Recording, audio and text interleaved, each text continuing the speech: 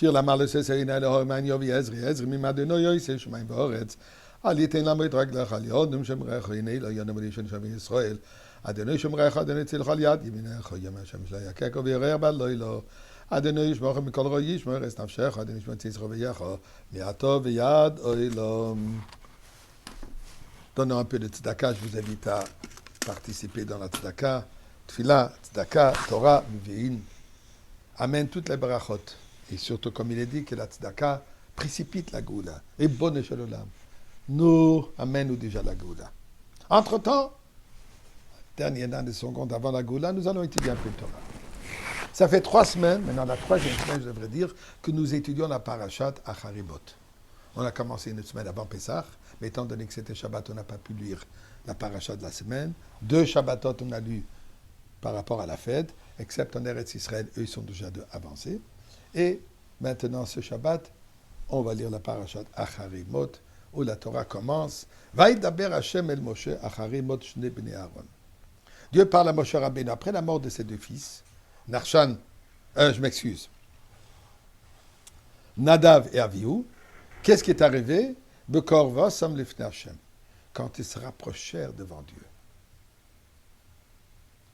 Au début de la paracha, il y a 34 versets où la Torah discute le service dans le Beth Amikdash du Kohen Gadol. Kohen Gadol, l'homme le plus kadosh qui représente tout Am Israël. Où ça? Dans le Kodesh HaKadashim, dans le Saint des Saints, que personne n'avait droit de rentrer. À quel moment? Le jour de Kippour, le jour le plus saint de l'année.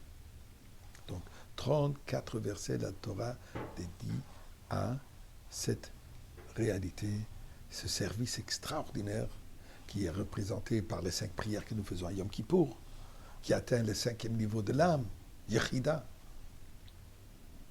le jour le plus important.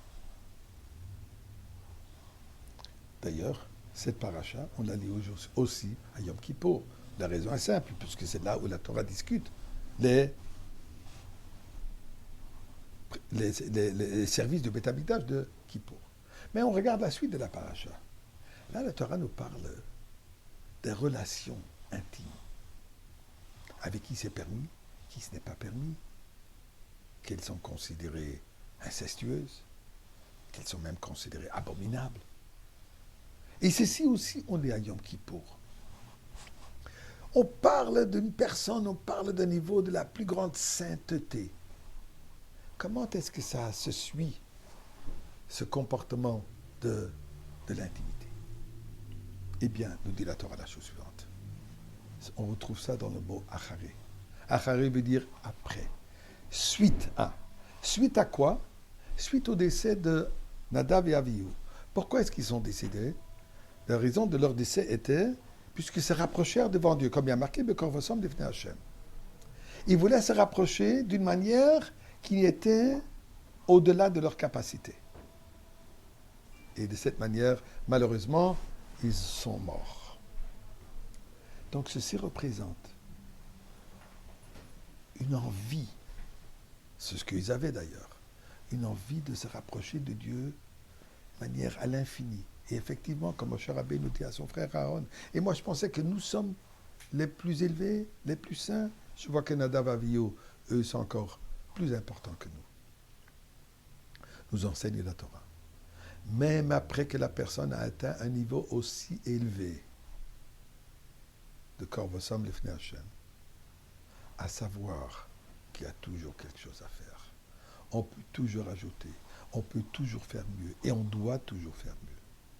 Nous sommes des employés du jour, des travailleurs du jour, des journaliers. Qu'est-ce que ça veut dire? Notre travail est amener Yamama, amener la lumière, amener le bien, amener la lumière de Torah, amener la lumière du judaïsme, amener la lumière de Torah et Mitzvot, illuminer le monde par la présence divine. Ceci s'est fait comment? Eh bien voilà, la Torah nous dit.